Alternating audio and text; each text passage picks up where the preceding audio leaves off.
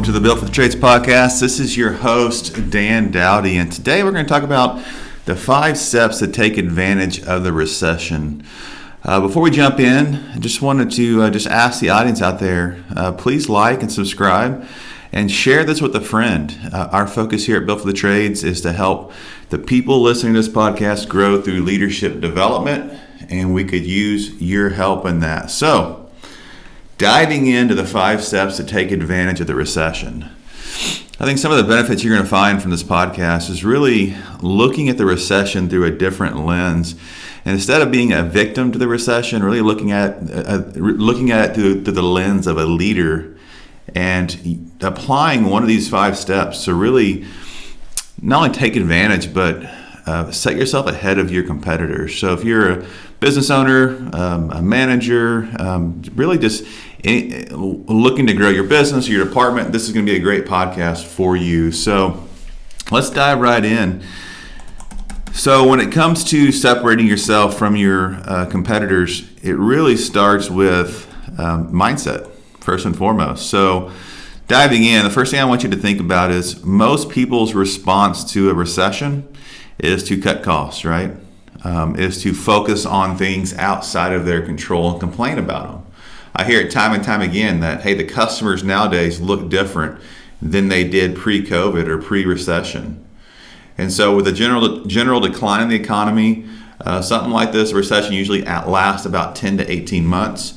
The first thing we need to focus on as leaders is not navigating the recession with this negative mindset of, oh, poor me, this is going to happen, I can't believe this is going on, but instead choosing to focus and think of it as a leader would think of it, which is really positive mindset. First of all, seeing the recession as an opportunity, very important. Focusing on what you can control, right? If you watch the news, you're going to be left with a negative mindset. And if you let that affect your leadership and how you lead your team at work, then it's going to flow and it's going to influence all the people around you. So instead, positive mindset, focus on what you can control, and then applying at least one of these 5 steps to improve your business, to improve your leadership, and to really take advantage of the recession. So step 1 is the first thing we should be focusing on and really taking advantage of this time is gaining market share. That can mean so many different things out there, but really I want to talk about marketing. A lot of people are just spending money on marketing and have no idea where it's going or any kind of return on investment. So the first step here is gain market share, and we do that by building a marketing strategy. We also do that by tracking your return on investment, and then ultimately by consistently investing time and money into your marketing. So if you're listening and you're doing none of those 3 things, then that's a great area to start, right? Because once again, a lot of people get scared. They start to pull back on their marketing, so it's a great opportunity for you to press into it. But pressing into it, you want to make sure that the money that you are spending is going somewhere. So I'm going to share an example of a marketing strategy for you, and we're going to do a future podcast on this, really diving more into it. But today I'm going to share an example for you. So a marketing strategy usually looks like this. The first thing that you're going to focus on is your demographic. So generally the age of your ideal homeowner, right? If you're a home service business, the age of your ideal homeowner, usually we do about a 20-year span. So a lot of people say my ideal homeowner is age 30 to 50, right? And then I ask people, is this a family? Is this a single person? Is this just a married couple? Who are you marketing to, right? The value of the home's important. The percentage of the business that you're serving, is it like what percentage is commercial versus residential? So those are some of the questions we ask when we're building a marketing strategy in the demographic area. It's important to know this because you can really look at your marketing through this lens and make sure that you are, in fact, reaching and making an emotional connection with these people in the way you market and also where you market. The next thing we focus on is geographic, so counties you serve, what's the radius from your location, maybe specific neighborhoods. Once again, I'm kind of leaning this more towards a home service company, but you're kind of getting the gist, right? You want to know your ideal geographic locations of where you want to market. And then the next one is psychographic. listing out the most profitable services that you offer, right? When you start a business, it's typical to be all things to all people, right? You're just trying to get calls to come in and do your thing, and you find yourself offering every service under the sun. But as you grow, you really learn what's your most profitable services, and those should be the services that we are actually marketing more, right? We want to get more phone calls to that. And then the last area of our marketing strategy we call the 3 buckets of marketing, and it's really diving into out of all the different things you're doing in your marketing, right? Listing all those out.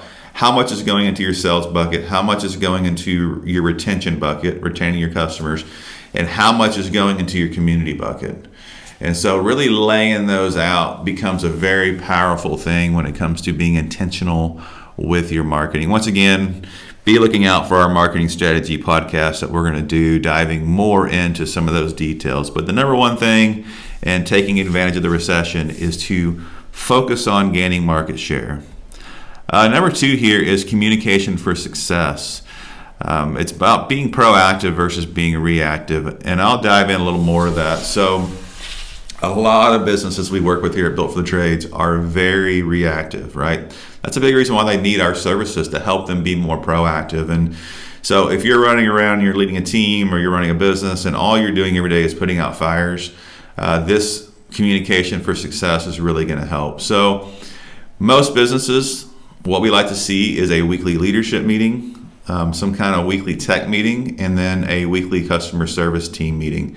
And this done weekly is powerful only if you have a very specific agenda and you're following that agenda, making it worth everybody's time and energy to be there in those sessions. See, those meetings should be communicating things that we should be doing to be more proactive in our business instead of being reactive.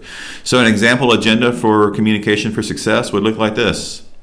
Intro and wins, 5 minutes, right? That's how we start our meeting. Positive focus, share some wins. And then we jump into core value talk, 5 minutes. Somebody share a story about something that you or somebody else has done that relates to one of our core values. Shouldn't take more than 5 minutes. Company updates, 10 minutes. That's where we go in and say, hey, look, we have a party coming up this day, and this guest's coming in this day, and these things are happening, right? A lot of people live in company updates for most meetings, and it just really becomes a complaining session about the company and what everybody's not doing right. So that should only be 10 minutes of your agenda, and focusing on keeping it as positive as possible.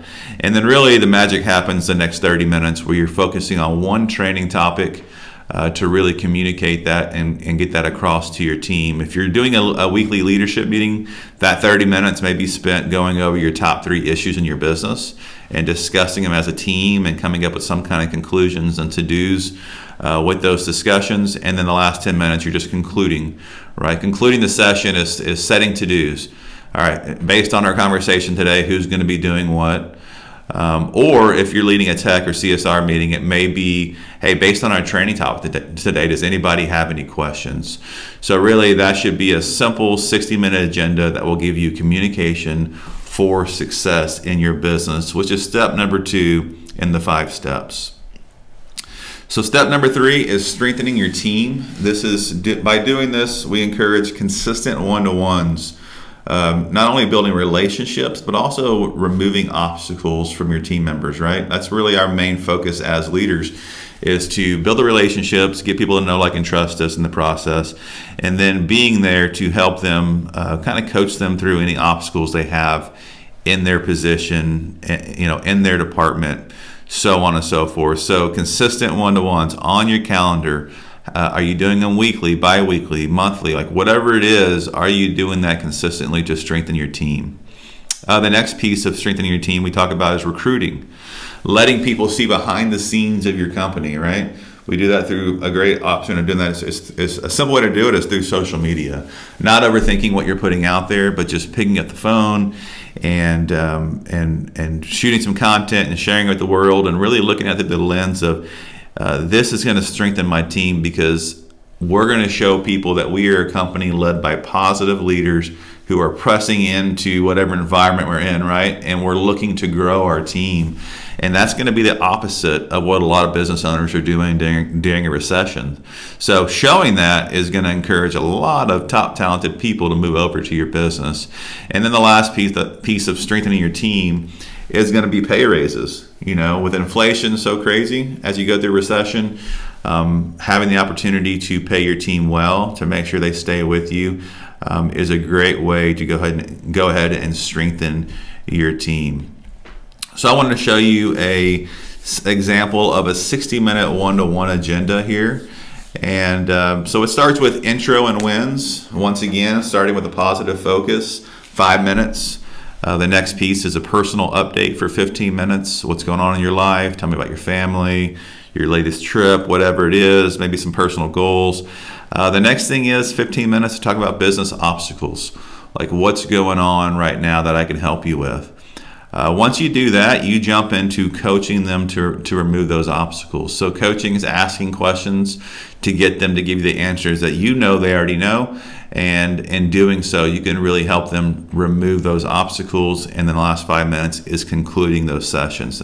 That's a simple 60-minute one-to-one agenda. Now, you may be thinking, listening to this, Dan, I don't have 60 minutes to spend one-to-one with each one of my team members.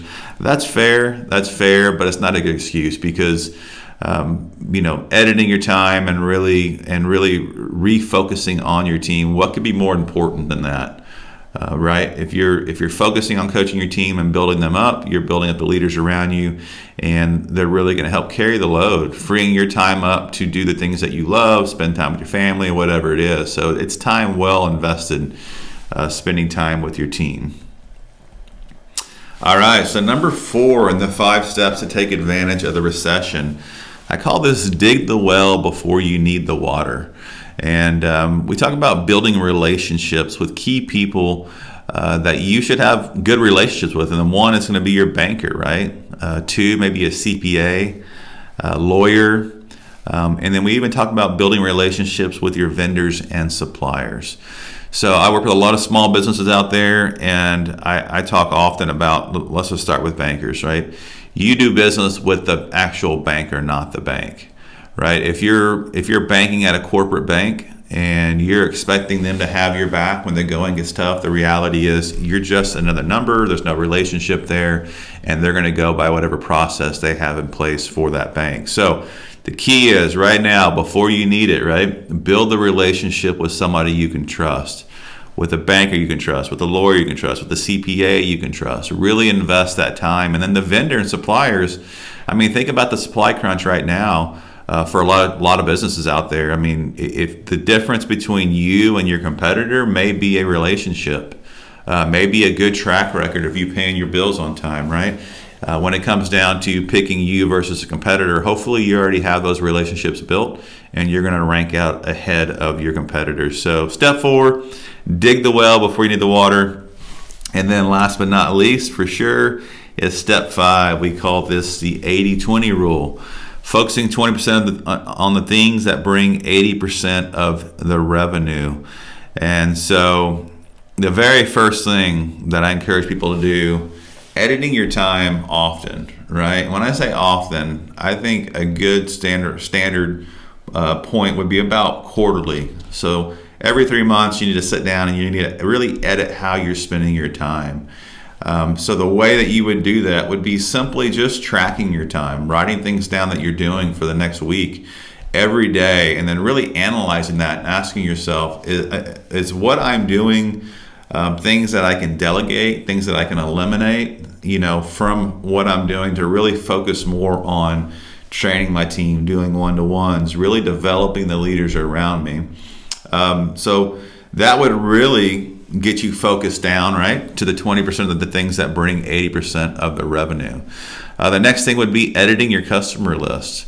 I've heard of a lot of organizations doing this during these times where they're taking and they're going through all their customers, and the bottom 20%, they're working to get those customers out so they can replace them with better paying, better customers that meet their avatar. And so that's one thing that you could do to really not only get rid of those paying customers, but also pick up cash flow in your business. And then the third thing we talk about is just editing your budget, right? Sitting down, looking through your budget, and making sure that you're cutting out the things that are frivolous, the things that you don't really need. And those funds, assuming you're a profitable company, could be reallocated back to recruiting and marketing, and really pressing forward into building your team. So, as I go through all these things to kind of wrap up the podcast, the 5 steps to taking advantage of the recession. Step 1, gain market share. Build a marketing strategy and track your ROI. Step 2, communication for success, right? Weekly meetings with a structured agenda. It's going to be really important. Step 3 is strengthening your team. Consistent, structured one-to-ones, focusing on recruiting, maybe giving some pay raises to your team to offset inflation. Step 4 is dig the well before you need the water, right? So building those relationships with your bank or your CPA, your vendors, suppliers, your lawyer, making sure you have those people on your team before you actually need them. And then step 5, the 80-20 rule, focusing on editing your time, your customer list, maybe your budget, but really focusing on the 20% of the things that produce 80% of your revenue will really help you when it comes to taking advantage of the recession. So, I want to end with this quote from John C. Maxwell. He says, "A pessimist complains about the wind. The optimist expects it to change. The leader adjusts the sails." My hope is that you're the leader that is adjusting the sails, taking one of these things you learned in this podcast and applying it to what you do in your leadership moving forward day to day. So I hope you enjoy this podcast. If you like what you hear, please share this with a friend or leave us a review. That would be awesome. We love to hear from the people out there that are listening and that enjoy this podcast. Hope you have an amazing day, and I'll talk to you next time.